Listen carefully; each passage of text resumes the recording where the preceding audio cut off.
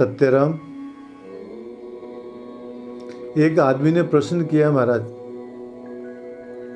कि मैं बहुत ही ज़्यादा समस्याओं से ग्रस्त हूँ। एक समस्या का समाधान होता है, दूसरी आ जाती है, दूसरे का समाधान होता है, तीसरी आ जाती है। मैं तो बहुत ज़्यादा परेशान हो गया। कोई ऐसा उपाय बताओ महाराज ताकि समस्याओं का समाधान हो जाए।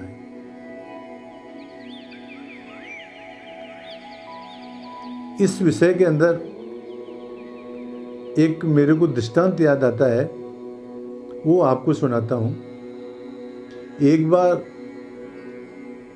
यही प्रश्न लेकर के एक जिज्ञासु एक साधु के पास में गया और जाकर के यही बात कहता है कि महाराज समस्याओं का अंत ही नहीं है, कोई ऐसा उपाय बताओ ताकि समस्याओं का समाधान हो जाए। उस साधु ने कहा कि तुम मेरा एक काम कर दोगे तो मैं तुम्हारी समस्याओं का समाधान कर दूंगा। जिज्ञासु ने पूछा महाराज बताओ। तो साधु ने बताया, कोई एक रेबारी साधु के आश्रम के पास में ऊंट वगैरह लेके आया था। उस रेबारी के उस झुंड के अंदर 100 ऊंट थे। साधु ने कहा कि ये 100 ऊंट है और तुम्हारे को करना कुछ भी नहीं है, केवल इन 100 ऊंटों को तुम एक साथ बैठा दो। तुमने यदि मेरा ये काम कर दिया, 100 ऊंटों को एक साथ बैठा दिया, तो तुम्हारी समस्या का समाधान मैं कर दूंगा। उसने कहा कि महाराज कर दूंगा ये काम, तो ठीक है, तुम्हारी समस्या का समाधान भी कर दूंगा। रात हुई महाराज, वो प्रयत्न करके एक एक ऊंट को बैठाने लगा। महाराज 80-90 ऊंट बैठे अथवा 95 बैठे। जो ही वो और शेष ऊंटों को 4-5 ऊंटों को बैठाने लगा, तो जिन ऊंटों को उसने पहले बैठाया था उसमें से 1-2 ऊंट और खड़े हो गए वापस। फिर उसने जो है मतलब इधर से 1-2 ऊंट बैठाए तो उधर से फिर ऊंट खड़े हो गए। कहने का तात्पर्य यह है कि वो कभी भी सारी रात के अंदर 100 ऊंटों को एक साथ नहीं बैठा पाया। वो एक को बैठा तो दूसरा उठ जाता, दूसरों को बैठा था तो तीसरा उठ जाता, तीसरे को बैठा था तो चौथा उठ जाता। 100 के 100 ऊंट एक साथ कभी नहीं बैठ पाए। अंत में वो परेशान होकर के साधु के पास में गया कि महाराज ये काम तो असंभव है, ये सारे के सारे ऊंट एक साथ नहीं बैठ सकते हैं। तो साधु ने कहा कि बस वही बात मैं तुम्हारे कहना चाहता हूँ कि इस दुनिया के अंदर समस्याओं का समाधान नहीं हो सकता है। कोई न कोई समस्या तो हमेशा रहेगी ही और सबके साथ में रहती है महाराज। हम लोग समझते हैं कि हमारे साथ समस्या है, ये हमारे साथ समस्या नहीं महाराज। राम जी के साथ में समस्याएं आई, कृष्ण भगवान के साथ में समस्या आई, तो हम किस चीज़ की बात है। तो फिर ऐसी स्थिति में क्या करना चाहिए। फिर एक मेरे को दृष्टांत याद आता है, प्राचीन काल के अंदर, आजकल तो मोटरें लग गई है सिंचाई के साधन के लिए। पहले क्या होता था कि मतलब अरठ चलता था, तो अरठ के अंदर क्या होता है कि डोलियां एक साइड से डोलियां भरती थी और एक साइड से डोलियां खाली होती थी। इस प्रकार से चक्कर चलता था और एक बैल उनको घुमाता था, और वो जो घूमते था ना वो जो अरठ, तो उसमें आवाज़ आती थी। एक बार वो अरठ चल रहा था महाराज, एक घोड़े वाला आया और घोड़े वाले ने कहा कि मेरा घोड़ा प्यासा है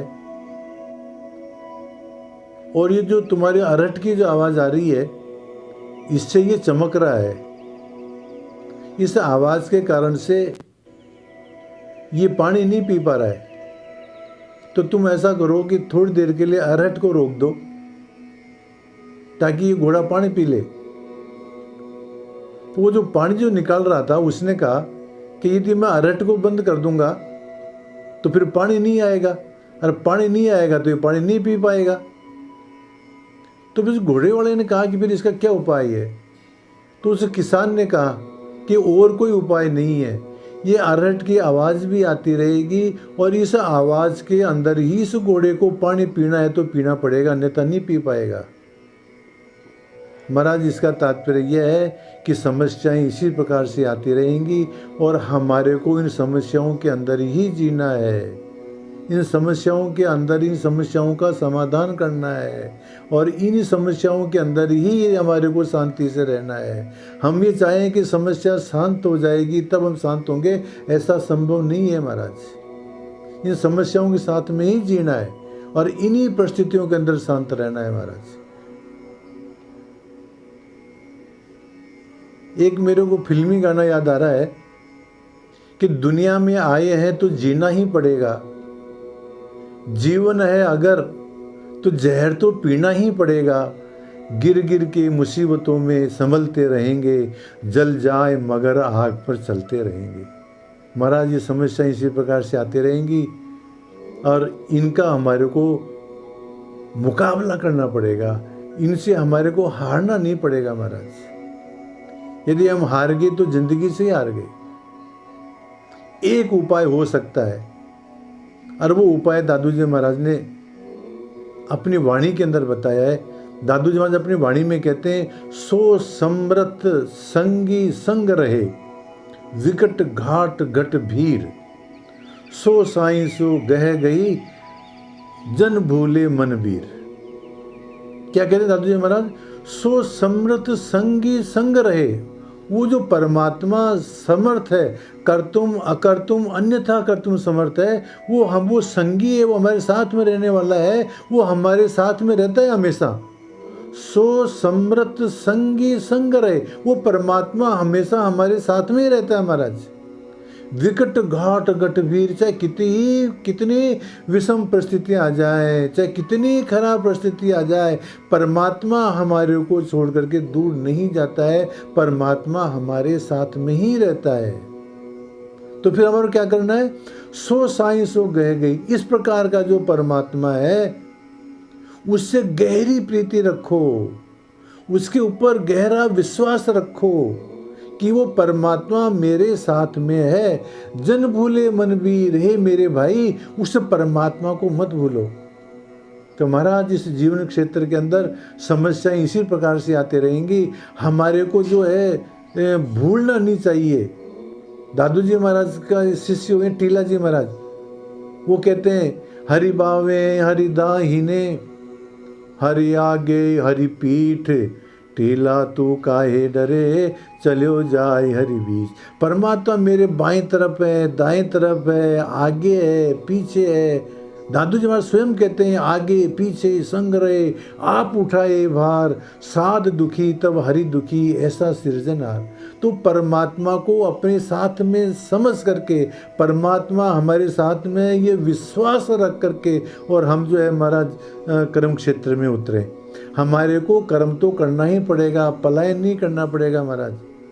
देखो महाराज, महाभारत का जब युद्ध हुआ तो कृष्ण भगवान के अंदर स्वयं में ये सामर्थ्य थी कि वो स्वयं जो है अपने दृष्टि मात्र से, अपने चक्र से सारी सेना का सब वो नाश कर सकते थे, नष्ट कर सकते थे सेना को, परंतु उन्होंने ऐसा नहीं किया।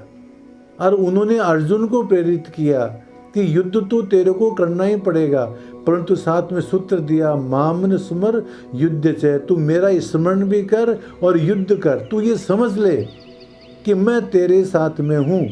और महाराज अर्जुन ने यही किया, वो जो है परमात्मा के साथ में रहा, उसको विश्वास रहा, उसके अंदर ही विश्वास था कि जब कृष्ण मेरे साथ में है तो मेरे कोई हरा नहीं सकता है। और महाराज वही परिणाम निकला कि महाभारत युद्ध के अंदर पांडवों की विजय हुई। क्यों? परमात्मा पर विश्वास था।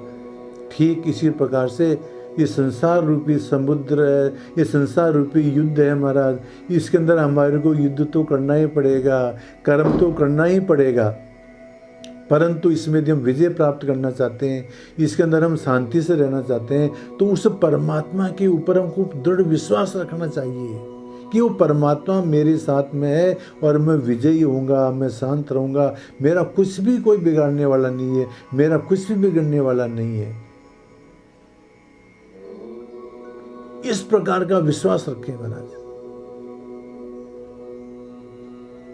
जहाँ तहाँ साथी संग है, हर जगह वो मेरा साथी है परमात्मा, वो संग है। मेरे सदा आनंद, मैं तो सब हमेशा आनंद में रहता हूँ। नैन बैन हृदय रहे, वो परमात्मा मेरे नैन में है, मेरी वाणी में है, मेरे हृदय के अंदर है। पूर्ण परमानंद, वो परमात्मा मेरे साथ में है, इसलिए मेरा कुछ बिगड़ने वाला नहीं है, मैं सफल अवश्य होऊंगा।